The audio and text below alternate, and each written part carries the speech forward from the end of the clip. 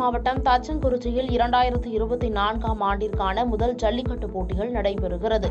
இதில் சுமார் 700 காளைகள் பங்கேற்றுள்ளன. ஒவ்வொரு ஆண்டும் தமிழகத்தின் முதல் ஜல்லிக்கட்டு போட்டி தச்சங்குறிச்சியில் அந்தோணியார் தேவாலய புத்தாண்டு விழாவை முன்னிட்டு நடைபெறுவது வழக்கம்.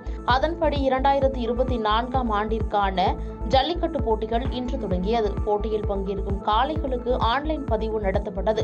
காரைக்குடி, திருப்பத்தூர், திண்டுக்கல், தஞ்சாவூர், தேவக்கோட்டை, நாமக்கல் உள்ளிட்ட மாவட்டங்களிலிருந்து காளைகள் இதில் கலந்து கொள்கின்றன.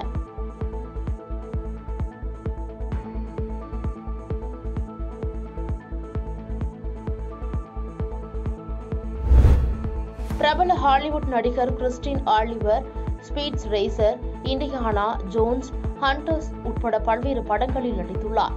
கிறிஸ்டின் ஆலிவரின் மனைவி ஜெசிகா, இவர்களுக்கு அகில், மடிடா லிப்சர் என 2 மகள்கள் உள்ளனர். இந்நிலையில் கிறிஸ்டின் தனது குடும்பத்துடன் அமெரிக்காவின் கரிபியன் தீவுகளுக்கு சுற்றுலா சென்றுள்ளார். அப்போது கிறிஸ்டின் தனது 2 மகள்களுடன் சிறிய ரக தனி விமானம் மூலம் பிக்யூயா தீவிலிருந்து ஜெயின்ட் லூசியா நோக்கி புறப்பட்ட சில நிமிடங்களில் விமானம் கடலில் விழுந்து விபத்திற்குள்ளானது. இந்த விபத்தில் நடிகர் கிறிஸ்டின், மகள்கள் அகில், மடிடா லிப்சர், விமானி ராபர்ட் ஆகிய 4 பேரும் சம்பவ இடத்திலேயே உயிரிழந்துள்ளனர். விபத்து குறித்து அறிந்த மீட்புக் குழுவினர் சம்பவ இடத்திற்கு விரைந்து சென்று உயிரிழந்தவர்களின் உடலை மீட்டு பிரேத பரிசோதனைக்காக அனுப்பி வைத்தனர். இந்த விபத்திற்கான காரணம் குறித்து விசாரணை நடைபெற்று வருகிறது.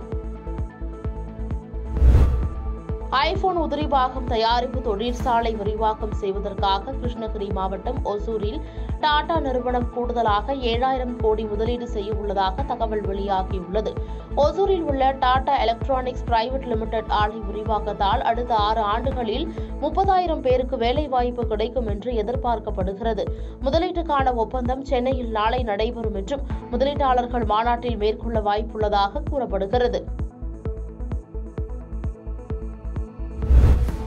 பிரதமர் மோடி கடந்த 2ஆம் தேதி திருச்சி பாரதிதாசன் பல்கலைக்கழக பட்டமளிப்பு விழா, விமான நிலையத்தின் புதிய முனைய திறப்பு விழாவில் பங்கேற்றார். இந்நிலையில் பிரதமர் மோடி 2வது முறையாக தமிழகம் வருகை தருகிறார். ஜனவரி 19ஆம் தேதி திருப்பூரில் கட்டப்பட்டு வரும் இஎஸ்ஐ மருத்துவமனையை திறந்து வைத்து பாஜக பொதுக்கூட்டத்திலும் பங்கேற்கிறார். பிரதமர் 2வது முறையாக தமிழகம் வருகை தரவுள்ளது பாஜக தொண்டர்களிடம் மகிழ்ச்சியை ஏற்படுத்தியுள்ளது.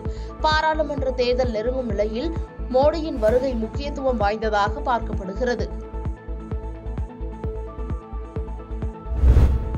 பொங்கலையொட்டி குடும்ப அட்டைதாரர்களுக்கும் இலங்கை தமிழர் மறுவாழ்வு முகாம்களில் வசிக்கும் குடும்பங்களுக்கும் பொங்கல் பரிசு தொகுப்பில் தலா 1 கிலோ பச்சரிசி, 1 கிலோ சர்க்கரை மற்றும் முழு கரும்பு வழங்கப்படுகிறது. இதனிடையே மத்திய மாநில அரசு ஊழியர்கள், வருமான வரி செலுத்துவோர், பொதுத்துறை நிறுவனங்களில் பணிபுரிவோர், சர்க்கரை அட்டைதாரர்கள், பொருளுள்ள அட்டைதாரர்கள் தவிர்த்து ஏனைய குடும்ப அட்டைதாரர்கள் அனைவருக்கும் 1000 ரூபாய் பொங்கல் பரிசாக நியாய விலை கடைகளில் பொங்கல் திருநாளுக்கு முன்னதாக ரொக்கமாக வழங்கப்படும் என முதலமைச்சர் மு க ஸ்டாலின் அறிவித்தார். இந்நிலையில் பொங்கல் பரிசு தொகுப்பை பெறுவதற்கான டோக்கன் விநியோகம் நாளை முதல் தொடங்குகிறது. தங்களுக்கு உரிய தேதியில் பொதுமக்கள் ரேஷன் கடைகளுக்கு சென்று பரிசு தொகுப்பு, ரொக்க பணத்தை பெற்றுக் கொள்ளலாம் என தெரிவிக்கப்பட்டுள்ளது.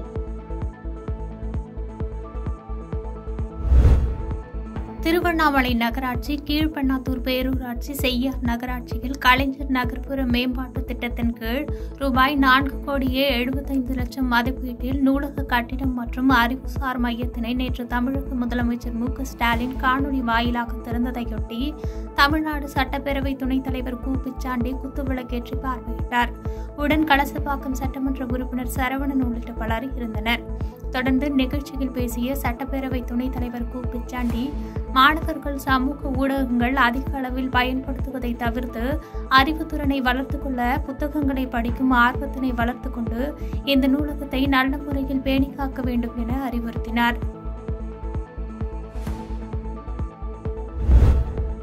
சென்னை மாநகராட்சி வளசரவாக்கம் 11வது மண்டலத்திற்குட்பட்ட பூந்தமல்லி நெடுஞ்சாலை மற்றும் யூனியன் சாலை இணைக்கும் வகையில் சின்னநொளம்பூர் மற்றும் சன்னதி முதல் குறுக்கு தெருவில் கூவமாற்றின் குறுக்கே 2 உயர்மட்ட மேம்பாலங்கள் அமைக்கும் பணி நடைபெற்று வருகிறது. இதனை நகராட்சி துறை அமைச்சர் KN நேரு, நாடாளுமன்ற உறுப்பினர் TR பாலு ஆகியோர் பாலம் அமைக்கும் பணிகள் குறித்து ஆய்வு மேற்கொண்டனர். மேலும் அடையாளப்பட்டு தரைப்பாலம் உள்ளிட்ட பல்வேறு தரைப்பாலங்கள் மழையில் சேதமடைந்த நிலையில் அதனையும் ஆய்வு செய்தனர். இதையடுத்து செய்தியாளர்களுக்கு பேட்டியளித்த அமைச்சர் KN நேரு 3 மாதத்தில் பாலம் பிடிப்பதற்கான ஏற்பாடு செய்யப்பட்டுள்ளது. குடிசை வீடுகள் இருப்பதால் அவர்களுக்கு மாற்று வீடு கொடுப்பது குறித்து கேட்டு வருகிறோம் என தெரிவித்தார். உடன் மதுரவாயல் MLA கணபதி, சென்னை மாநகராட்சி மேயர் பிரியா, மாநகராட்சி கமிஷனர் ராதாகிருஷ்ணன் மற்றும் அதிகாரிகள் இருந்தனர். TR பாலு அவர்கள் கேட்டுக்கொண்டிருக்கிற அந்த பணம்லாம் அந்த பாலம்லாம் போட்டுது, அந்த மேலே ஒயர் போடுறதுனால அந்த பாலம் முடியறது. இப்போ ஒயர் இன்னைக்கு டெண்டர் விட்டாங்க. இன்னும் ஒரு 3 மாதத்துக்குள்ளே அந்த பாலத்தை முடிக்கிறதுக்குள்ள ஏற்பாடு பண்ணியிருக்கேன். அந்த இடத்துல குடிசை வீடு 34 வீடு கொடுக்கறதுனால ஆரம்பிக்காமல் இருக்குது. இப்போ வீடு கேட்டுக்கிட்டு இருக்கிறோம். அந்த வீடு 2 அவங்க பக்கமே வேணும்னு கேட்குறாங்க. தூரமாக தான் இருக்குது வீடு கொடுக்குறோன்னா அதையும் அவங்ககிட்ட பேசிட்டு அது கொடுத்து அந்த பாலம் ஆரம்பிச்சிடும். இது ஊராட்சியில் இருக்குது, திருவள்ளூர் மாவட்டத்தில் இருக்குது. நம்ம கமிஷனர் திருவள்ளூர் கலெக்டரோட பேசி இன்ட்ராக்ட் பண்ணி நாங்கள் இதை எடுக்கிறதுக்குள்ள ஏற்பாடு பண்ணுறோம். கன்னியாகுமரி மாவட்டம் நித்திரைவிளை அருகே கோயிக்கல் தோப்பு பகுதியைச் சேர்ந்த தம்பதியர் ராஜேஷ், சௌமியா. இந்த நிலையில் தொழிலாளியான ராஜேஷ் மது பழக்கத்திற்கு அடிமையாக்கி மனைவியை அடித்து துன்புறுத்தி வந்துள்ளார். இந்த நிலையில் கடந்த 2015ஆம் ஆண்டு ராஜேஷ் மது குடிக்க பணம் கேட்டு தொந்தரவு செய்து வீட்டில் இருந்த அருவாமனையால் சௌமியாவின் கழுத்தை அறுத்து கொலை செய்தார். இதனையடுத்து போலீசார் ராஜேஷை கைது செய்து சிறையில் அடைத்த நிலையில் சிறையில் இருந்து ஜாமீனில் வெளியே வந்த ராஜேஷ் கடந்த 2021ஆம் ஆண்டு முதல் வழக்கு சம்பந்தமாக நீதிமன்ற விசாரணைக்கு ஆஜராகாமல் தலைமறைவாகியிருந்து வந்துள்ளார். இதனையடுத்து போலீசார் தனிப்படை அமைத்து ராஜேஷை தேடி வந்த நிலையில் காஞ்சாபுரம் பகுதியில் நடைபெற்ற திருமண நிகழ்வு ஒன்றிற்கு வந்திருந்த ராஜேஷை போலீசார் அதிரடியாக கைது செய்து சிறையில் அடைத்தனர். கொலை வழக்கில் 4 ஆண்டுகளாக தலைமறைவாகியிருந்த குற்றவாளியை கைது செய்த சம்பவம் அப்பகுதியில் பெரும் பரபரப்பை ஏற்படுத்தியுள்ளது.